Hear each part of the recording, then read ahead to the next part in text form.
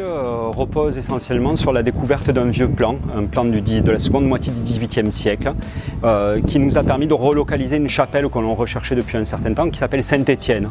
Et donc le vocable de cette chapelle Saint-Étienne, mentionné dans les textes dès 934, nous a intrigués parce que c'est souvent un vocable qui est à la mode ou qui est courant au très haut Moyen-Âge, entre le 4e et le 6e siècle de notre ère, et qui en plus est souvent rattaché aux premiers ensembles cathédraux.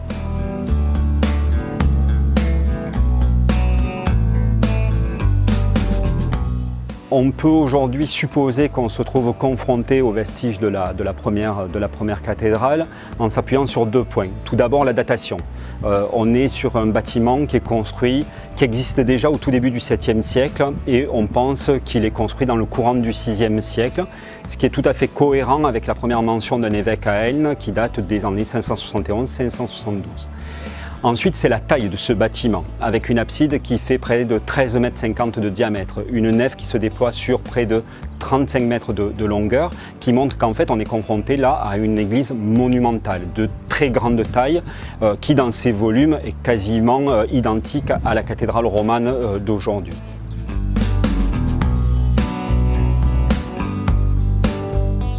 Alors, la datation de cette grande église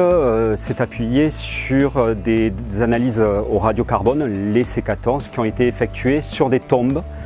qui ont été mises au jour dans une chapelle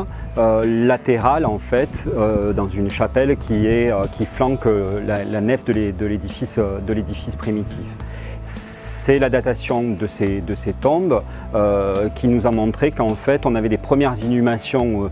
à la fin du 6e siècle, début du 7e siècle et des inhumations encore jusqu'au 10e siècle qui nous montrent donc qu'au début du 7e siècle l'église existe et qu'elle existe encore un petit peu avant l'an 1000.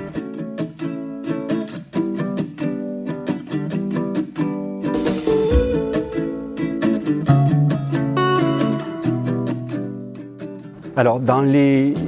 vestiges que l'on retrouve lorsque l'on fait des fouilles sur ce site, d'abord on est un petit peu déçu parce que la plupart des niveaux de sol ont disparu. Le sol sur lequel marchaient les gens du Moyen-Âge n'existe plus et donc ne sont conservés que les vestiges qui étaient à l'époque dans le sous-sol.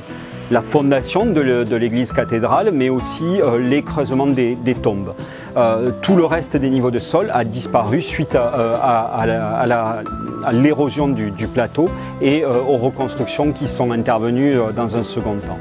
Par contre, lorsque l'on passe sous les vestiges de la première cathédrale, là on va retrouver des vestiges remarquablement bien conservés. Il s'agit de tout un quartier d'habitat de la période ibérique,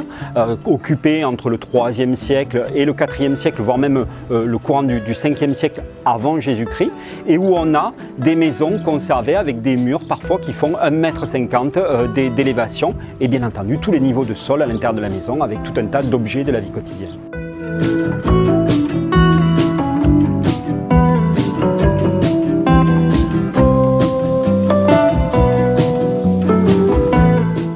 L'intérêt de cette découverte pour la connaissance de l'époque carolingienne en Roussillon